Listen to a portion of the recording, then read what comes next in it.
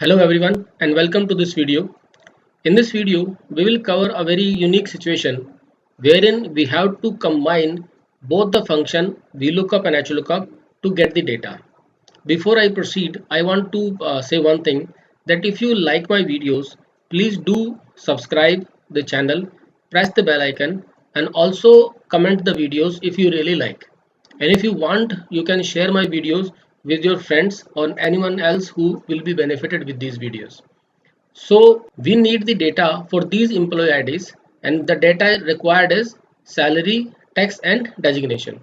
So if you consider these two tables, like table 1 has only two things, employee ID and name, but it does not have the salary, tax and designation.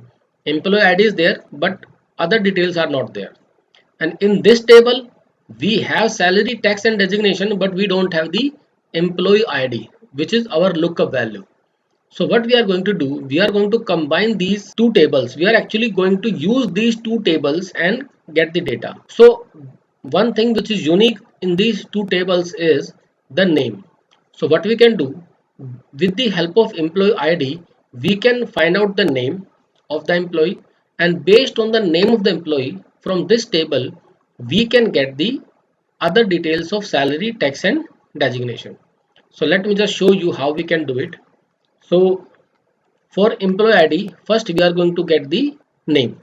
So employee ID are coming on the left side and the name is coming on the right side in this table. So we are going to use VLOOKUP. Based on name from this table, we will use HLOOKUP and get the salary, tax and designation. So let me just show you now.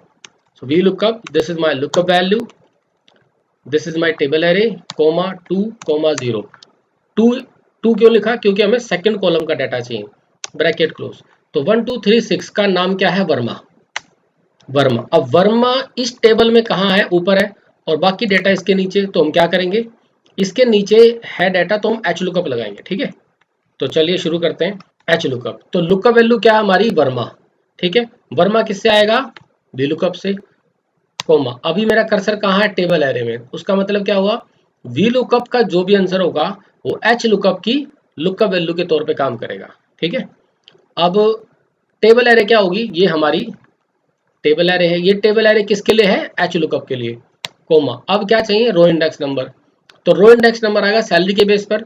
तो salary कौन से number पे आ रहा है, दूसरे number पे, लेकिन tax तीसरे पे, डेजिग्नेशन पांचवें पे.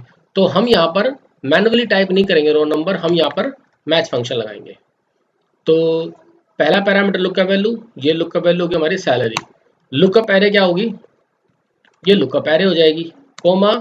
अब है मैच टाइप, तो उसके लिए 0 लगाएंगे, ब्रैकेट क्लोज. ब्रैकेट क्लोज करते ही हम कहाँ पर आ गए, HLOOKUP में. तो अभी कोमा लगाओ और रेंज लुकअप पे जाओ, एक 0 और लगाओ. ये 0 किसकी है, HLOOKUP के लिए. ठीक है, अब आंसर देखिए क्या आ रहा है आपका. तो वर्मा का सैलरी कितनी है, 11,000, और यही हमारा यहाँ पर आंसर है. अब कंट्रोल डी और कंट्रोल आर करने से पहले क्या करेंगे, F2 करेंगे.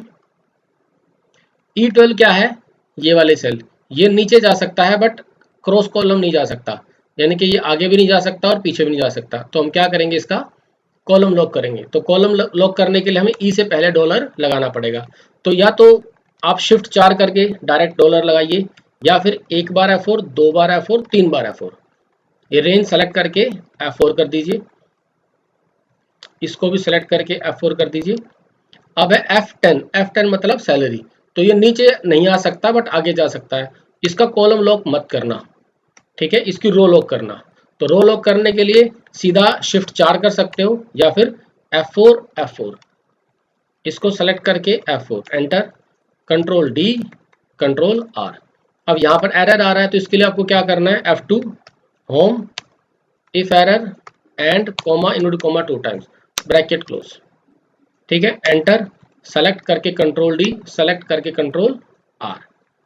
तो we have discussed VLOOKUP, we have discussed HLOOKUP, discussed match, we have discussed index, we have discussed if error.